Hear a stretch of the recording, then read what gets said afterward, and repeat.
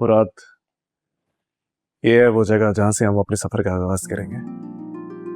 अपनी मंजिल की तरफ पहला कदम हम यहीं से उठाएंगे। एक के बाद एक सारी मंजिलें तय करते जाएंगे। मुराद, आज के बाद मेरा सफर कभी नहीं रुकेगा। अयान, ऑफिस तो अच्छा है यार। ऑफिस तो तुमने बना लिया, लेकिन इन्वेस्टमेंट के लिए फंड्स कहाँ से आएंगे? तुम अच्छी तरह से जानते हो, बिजनेस स्टार्ट करने के लिए कम से कम हमें 20 लाख रुपए चाहिए।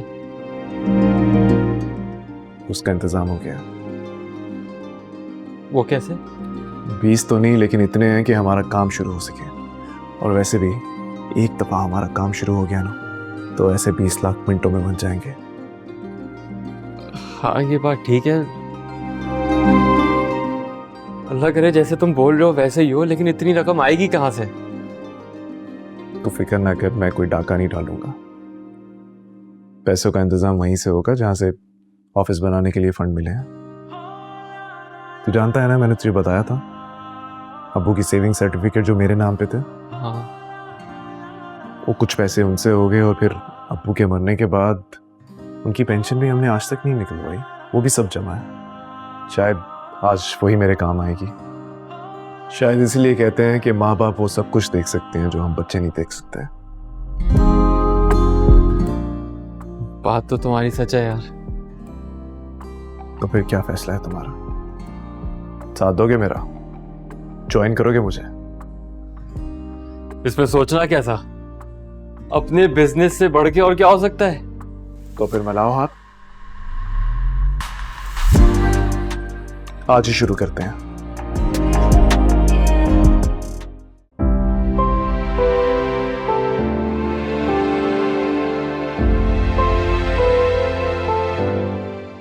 चल यार, बहुत रात हो गई है भाई, मैं तो घर जा रहा हूँ। तुम भी ऑफिस बंद करो और अपने घर के लिए निकलो। सुबह आके बाकी काम कर लेंगे। क्या सारा काम आज ही खत्म करोगे? अब दिन हो या रात, मेरे लिए तो काम ही मेरी जिंदगी है। वैसे भी अब इसके अलावा मुझे कुछ सुझाव ही नहीं देता।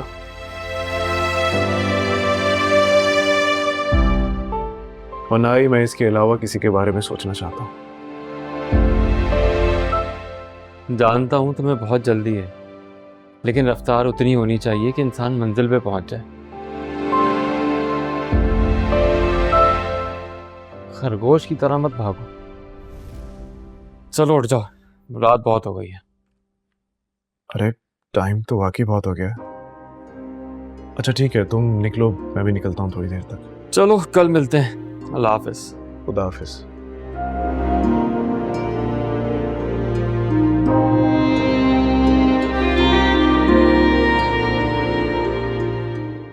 मैं जानती हूँ तुम अयान को बहुत पसंद करती हो, और ये भी जानती हूँ कि तुमसे बेहतर जीवन साथी उसके लिए और कोई नहीं हो सकता।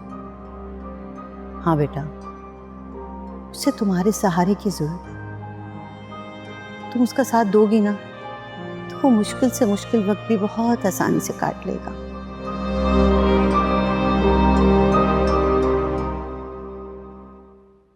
मैं तो हमेशा से पप्पू उसका साथ देने के लिए तैयार हूँ। उसको इस मुश्किल वक्त में टूटने नहीं दूंगी। मैं बनूंगी उसका सहारा। मैं रखूंगी अयान के हर जख्म पर मरहम।